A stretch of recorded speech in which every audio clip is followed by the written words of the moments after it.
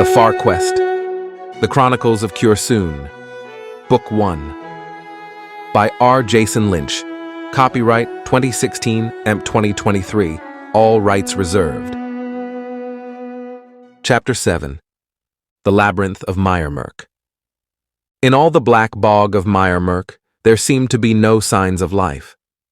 Cursoon did not hear a single bird chirping among the broken branches of the trees, nor were there any sounds of creatures moving through the dry black leaves that covered every inch of the muddy forest floor. Moreover, he did not see one green thing growing, but instead there were crowded thickets of half-rotten trees, dense patches of long-dead brambles, and thick knots of thorny vines that thrived once long ago. These all conspired together to bar his way, and so he was often forced to go around these wads of undergrowth.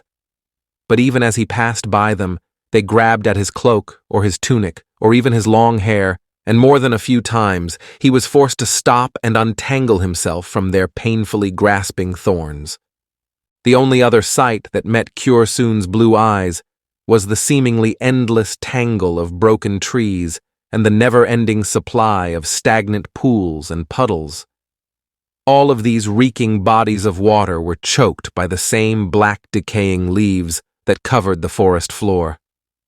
"Here's a swamp with not even a frog croaking," the bard muttered to himself in a tone of disbelief. However, he soon found that there was at least one kind of living creature thriving in Miremurk: blood-sucking gnats. These hungry insects gnawed upon him as if they had never eaten in all their short lives, and for every one that he swatted, 3 more seemed to replace it.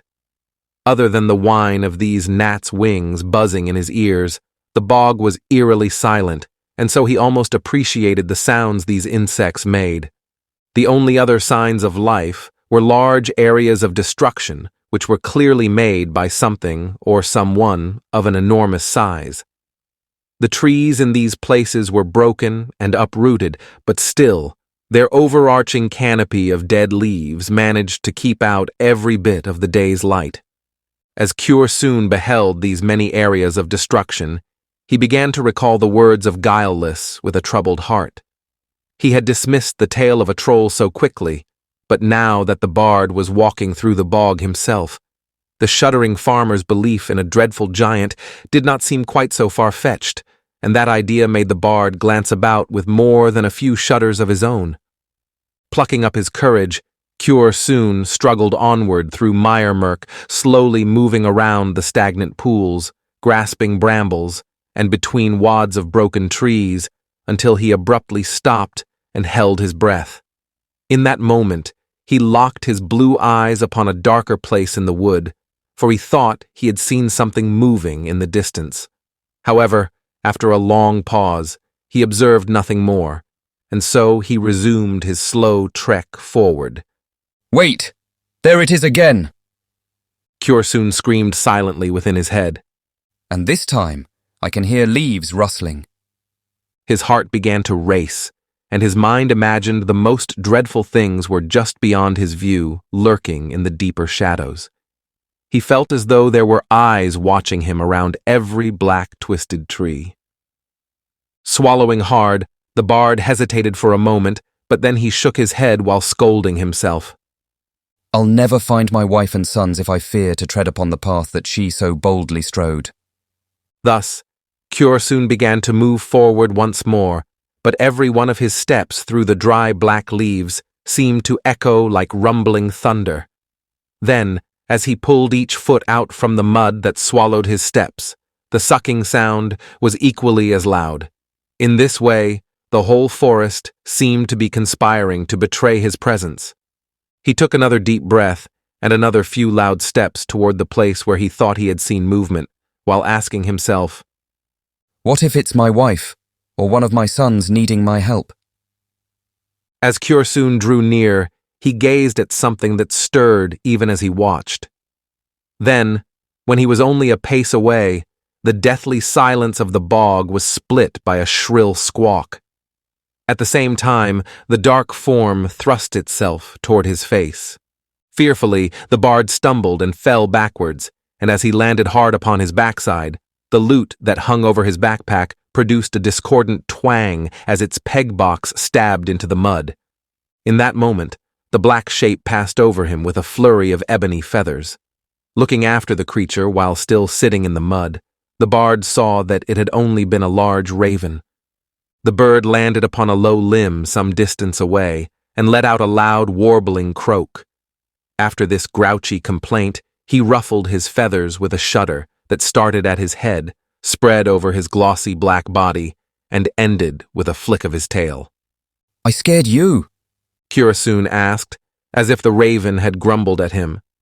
Pulling himself out of the mud, he tried to scrape the reeking muck from his backside as best he could, and then he washed his hands in a nearby stagnant pool. While doing this, he forced himself to laugh, and then spoke to the bird again. "No, you're right.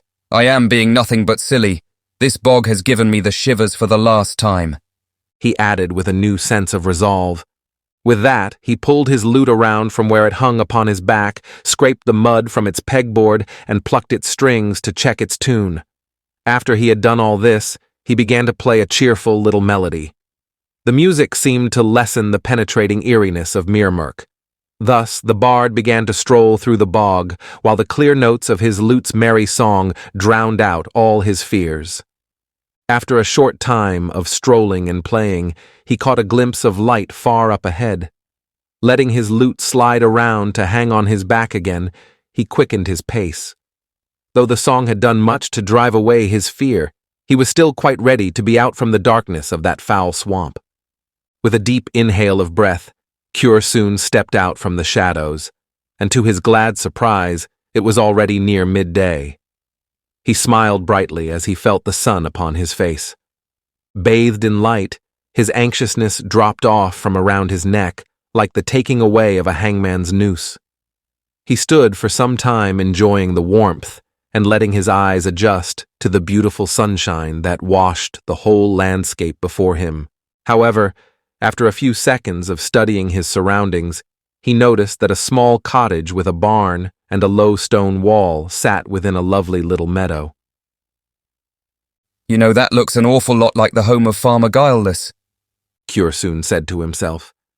And when he saw the farmer's cows gazing at him with what looked like confusion, a sick feeling came into the bard's stomach.